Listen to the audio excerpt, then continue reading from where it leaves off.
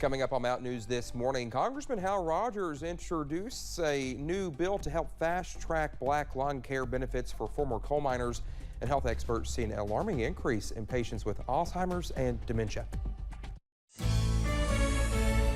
Dedicated to Eastern and Southern Kentucky, this is WYMT Mountain News this morning. Well, it's 6 o'clock on Wednesday. I feel like it was just 4 o'clock. I feel like I just woke up. Let's take it over to Brandon for a look at our forecast. Brandon, well, at least this week is kind of going by a little bit fast.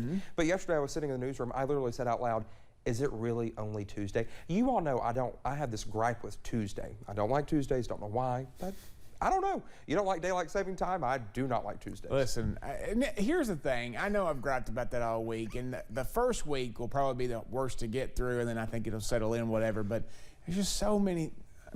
It's whatever it is. It's life. It's life. Exactly. It's life. Anyway, let's get into our forecast this morning. We take a look over at US 119, US 23 up at Jenkins Mountain, and you see things are fairly quiet over there. Snow almost gone, but when I came out this morning, there was still just a little bit on the hillside at my house. So again, it's taken all this time to even get mostly gone, and it's still there in some spots, but the rain will get the rest of it today. 48 Wise, 50 Jackson, 50 Moorhead, 47 in Pikeville. Just went up a degree there, I believe. 42 in London, and 33 and 35 in Clintwood and Irvin, respectively, for the cold spots. We are looking at a normal day on the coffee meter, but a little extra for some of you cooler spots out there. 58, our average high this time of year. Forecast high just above that at 60. Record high 78 back on this day in 1995. Dakota? All right, Brandon, thank you. Kentucky lawmakers are considering legislation to protect abused animals while saving taxpayers money. Kentucky currently ranks 45th in the nation for worst animal protection laws. The cost of care bill recently passed by the Senate aims to change that. Now the decision is up to the House. If passed, many believe this could improve animal cruelty laws in the future. Grayson Passmore has more from the Capitol. So there are really only two choices. The cost of care bill would make those who have animals seized from their possession during cruelty cases responsible for paying for the animal's care. The one choice is taxpayers, county agencies, animal care agencies like shelters and rescues, or the other option is the owner. And so under the status quo, the way it is in Kentucky right now, it's the first of those two options.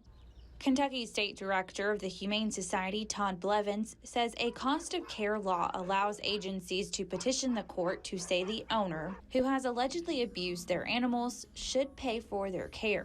In 2018, a cat hoarding case cost Lexington taxpayers more than $100,000. You know, no matter if you believe in individual responsibility or if you're an animal lover, there are a whole lot of reasons to agree that it should be the owner who should be paying for those costs, and not taxpayers like you and me. Blevins says if the cost of care bill is passed, he hopes it sets a precedent going forward. He says one of the reasons that Kentucky ranks so low nationally in terms of existing animal cruelty laws is a pretty surprising one. Is that if someone is convicted of animal abuse, in a lot of other states, there are conditions about them owning animals again in the future. But not in Kentucky.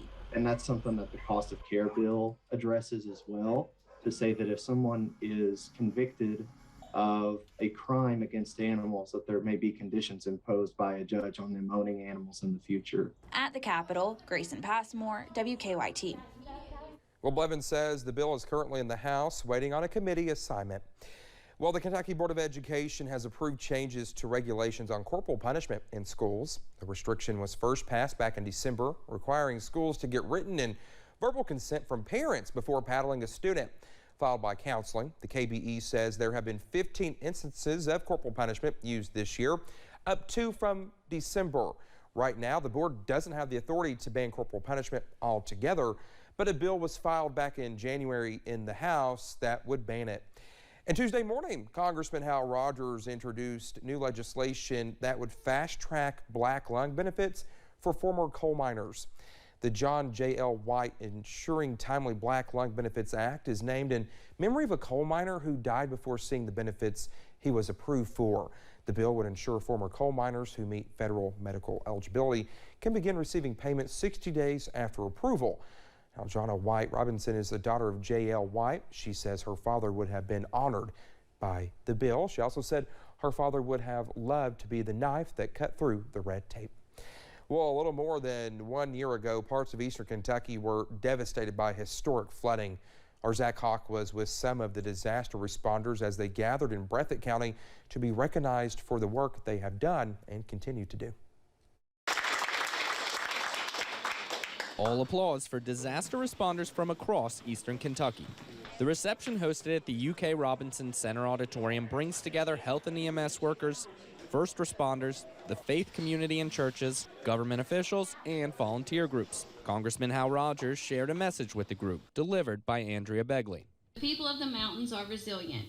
We love and we care for one another. You are a light to the rest of the world.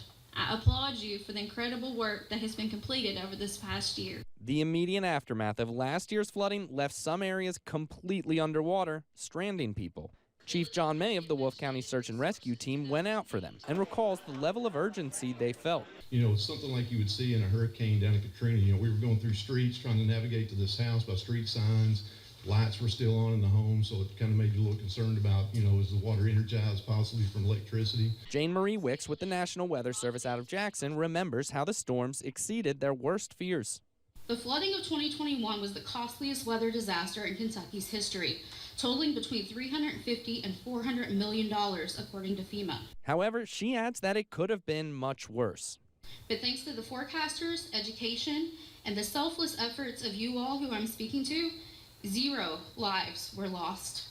Event organizers say they plan to have a second reception sometime later this year. In Breathitt County, Zach Hawk, WYMT Mountain News. Well, the reception Tuesday evening focused on disaster responders from Breathitt, Wolfe, Perry, Lee, and Owsley counties. The number of Alzheimer's and dementia patients is increasing rapidly. The Alzheimer's Association 2022 Fact and Figure report was released yesterday. It also shows a lack of doctors to care for all these future patients, adding that by 2050, the number of doctors who specialize in treating elderly patients will need to increase more than 400% in Kentucky and West Virginia. Well, doctors are also warning to watch for mild cognitive impairment, which is frequently a precursor to Alzheimer's. I began to notice a difference in my speech patterns and enunciation and finding words, and then just confusion sometimes. I went through a battery of testing to make sure we understood exactly what was going on. I'm 51, so this is a very early diagnosis. Well, it's estimated that 6.5 million people ages 65 and older in the United States have Alzheimer's. Well, that's 1 out of every 9 people older than 65. Well, allergy sufferers beware. A new study suggests allergy season is getting worse, and it is all because of climate change. Wind-driven pollen is closely tied to temperature and precipitation changes, so as spring seasons get warmer earlier, plants could pollinate much earlier and for a longer period of time. The study found different tree pollen varieties that once varied in timing will eventually overlap with each other, and that will lead to overall higher concentrations of tree pollen that threaten public health. The research found that by the end of this century, pollen season in the U.S. could begin 40 days earlier than it does now, and the pollen count could climb by 250%. The Kentucky Retired Teachers Association held a health fair for retired educators yesterday in Pikeville. More than 800 teachers in Pike County alone were invited to the event to catch up with fellow educators, learn more about local health resources, and get a quick checkup. State officials with the KRTA say it is important for retired educators to stay healthy and continue inspiring the next generation. Not just for their own individual families, but their communities. You know, so many of our teachers are such a large part of their community. It's important that they stay healthy. Officials say the work of the Pike County KRTA committee to plan and execute the health fair was excellent and hopes other KRTA chapters follow suit. Well, Kroger Health is participating in the Biden administration's Test to Treat initiative. Patients who show COVID symptoms at the Little Clinic locations here in Kentucky and other states will be able to get an antiviral prescription. You can schedule a test online now. Just select COVID viral test as the reason for your visit. A popular nonprofit that provides free medical care is coming back to eastern Kentucky. Remote Area Medical, also known as RAM, is looking for volunteers in the medical, dental, and vision fields. The two-day clinic will be held on June 11th and 12th at East Perry Elementary School in Hazard. RAM also needs language interpreters and general support staff volunteers. These clinics provide free dental, vision, and other medical services on a first-come, first-served basis.